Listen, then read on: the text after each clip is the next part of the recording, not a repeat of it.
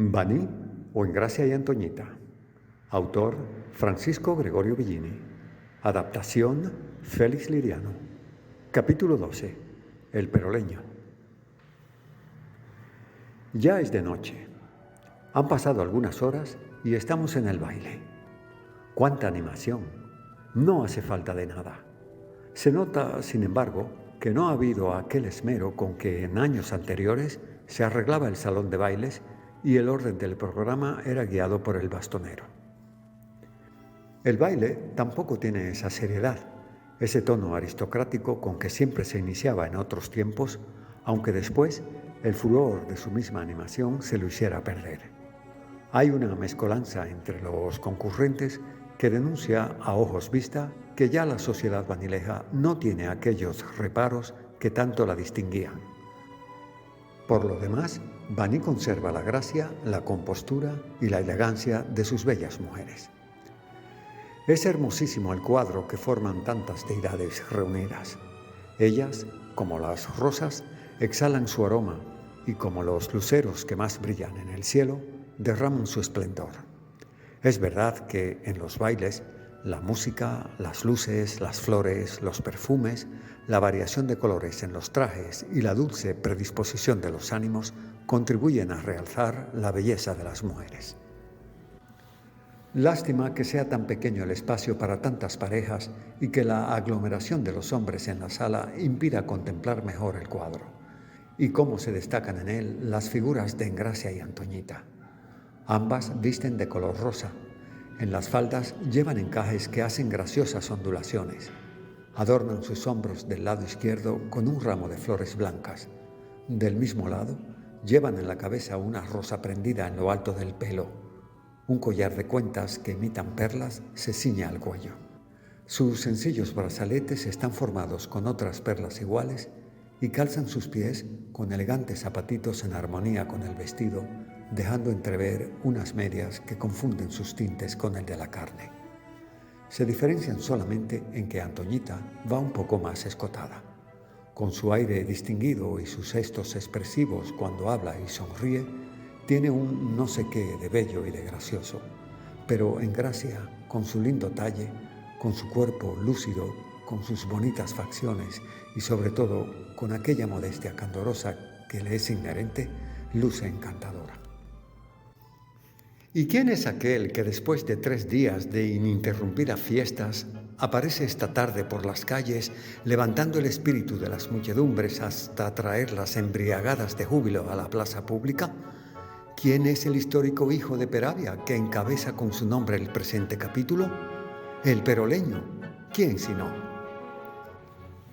Antoñita, a pesar de su empeño, no había podido resucitar las antiguas comisarias, jóvenes que, en los buenos tiempos de Baní, se nombraban para recoger las contribuciones de las fiestas que tanto animaban a la población, unas veces con las comedias carnavalescas, otras con el baile de las cintas ejecutado por ellas mismas, vestidas unas veces con la gracia y el salero de las manoras, y otras representando diosas de la mitología. En su lugar, hacía 2 años que Antoñita había inventado con buen éxito los 2 bandos en disputa que hemos mencionado. Uno se formaba en el pueblo arriba y el otro en el pueblo abajo.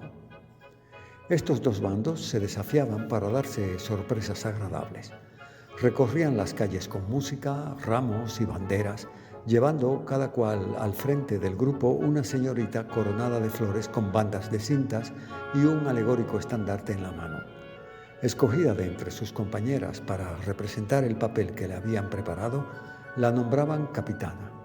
Las 2 capitanas entraban en una especie de lucha dirigiéndose coplas en favor de su bando y cantando alabanzas del triunfo que creían adjudicarse.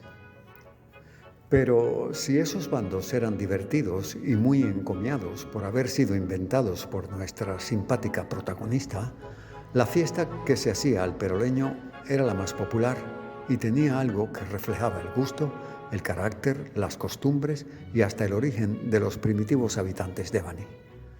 El Peroleño es una copla de aquellos juegos caballerescos de los antiguos españoles. Tenía también algo de Don Quijote, el ilustre mancebo de la Mancha. No se ha oído decir que existiera en la República Dominicana un divertimento que se le parezca. El peroleño, pues, es el tipo más legendario que puede tener el libro Baní o Engracia y Antoñita. Pero, ¿quién era verdaderamente el simpático personaje que con tal entusiasmo contribuía a dar animación a las fiestas de la patrona de Regla en nuestro dichoso valle?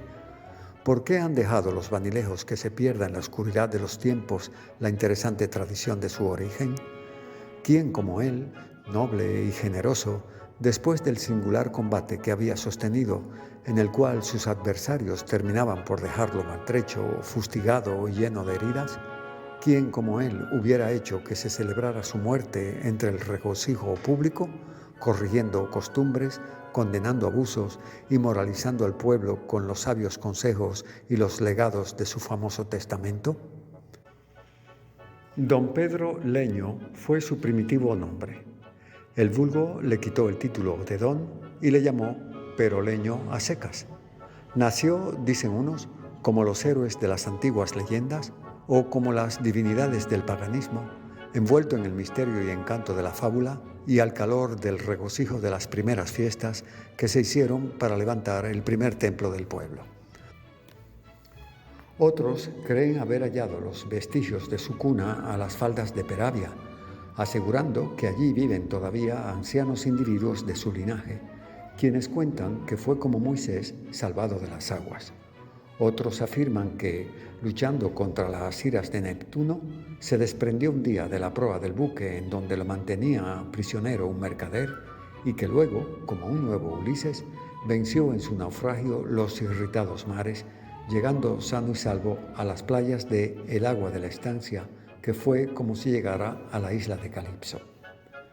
Allí, en la arena, lo descubrieron unos pescadores que, llenos de alegría, lo llevaron al pueblo montado en un jumento el 21 de noviembre, el mismo día en que se celebraba el Santo de la Virgen, y paseándolo por las calles, lo recibieron con ramos y banderas al son de música y entre el ruido de las aclamaciones.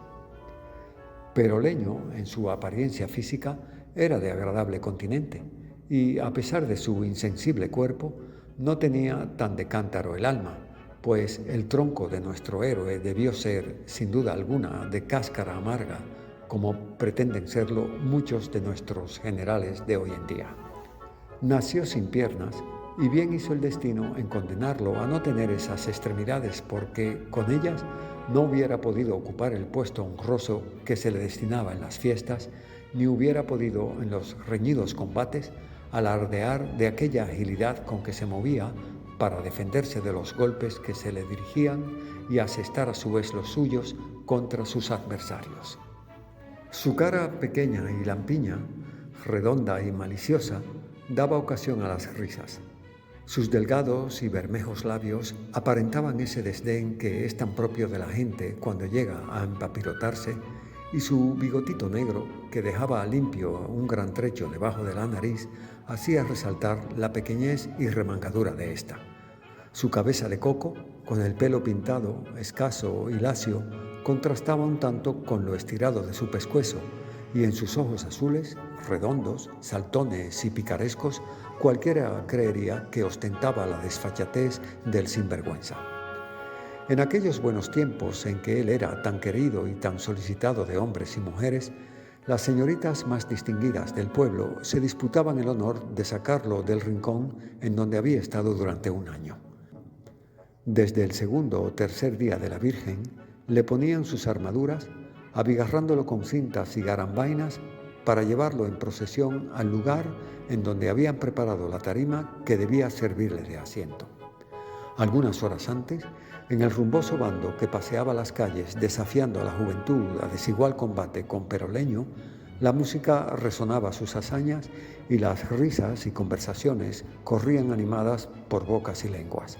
Recibía las aclamaciones del pueblo cuando volvían a ver, armado y limpio, al fingido hidalgo de otras regiones. Se veía en su puesto a Peroleño con espada al cinto, lleno el pecho con cruces y medallas, capotilla rosada a la espalda, cimera con penacho en la cabeza y una adarga en la mano derecha. En la izquierda, que siempre tenía suspendida, Llevaba una bolsa de ceniza o almagre y otras veces era un aparato dispuesto al caso que llenaban de agua de tuna y que podían poner y quitar según se les antojaba para volver a llenarlo de agua o de otra sustancia líquida o sólida. En esa posición, en esa actitud amenazante, Peroleño se veía como los galanes en los antiguos torneos, rodeados de todas las señoritas del pueblo, quienes llevan palmas y flores y coronas para premiar a los jinetes que lograban en carrera a caballo darle en mitad del pecho o llevarle la cimera que estaba prendida en su cabeza. Cuando el jinete lograba alcanzar ese triunfo sin valerse de trampas, entonces, entre el aplauso de la concurrencia, se le daba el premio, pero como este era difícil de obtener por motivo de que el peroleño, siendo movedizo, estaba colocado en su trono de tal manera que los jinetes tenían que operar con la mano izquierda, sucedía que el muñeco, al dar la vuelta a impulsos del choque recibido, se defendía dándole a aquellos un soplamoco, a veces por la cara o por la espalda, con el brazo extendido. Entre risas, veíase al jinete salir teñido en tuna o mojado. Entonces, una de las señoritas adjudicaba la palma al peroleño al son de la alegre música. Cuando se acercaban los últimos días de las fiestas, se preparaba una cabalgata con música y estandartes y se montaba en un borrico al peroleño o se llevaba en litera, suponiendo que las graves heridas que recibió en el combate lo habían puesto de muerte y que él, como buen cristiano y como hombre de tantos títulos y riquezas, no quería morir sin antes dictar su última voluntad. En la tarde de hoy, acompañado de alegre bullicio y precedido de la banda de música, vemos que traen a Peroleño, con sus insignias y atavíos, como a persona oriental, subido en palanquín y que lo detienen en las esquinas principales de la población para leer su testamento. Deseando Antoñita resucitar la antigua usanza, influyó para que ni el mismo don Postumio se escapara de la crítica.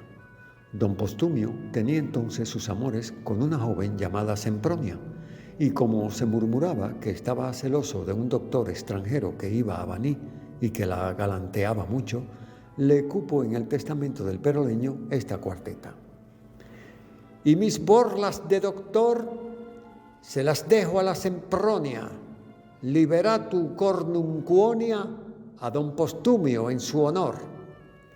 Aludiendo a otra persona, formuló sus legados de la manera siguiente: mi leva negra y además mis pantalones de antaño, que los use en buena paz don Florentino el tacaño.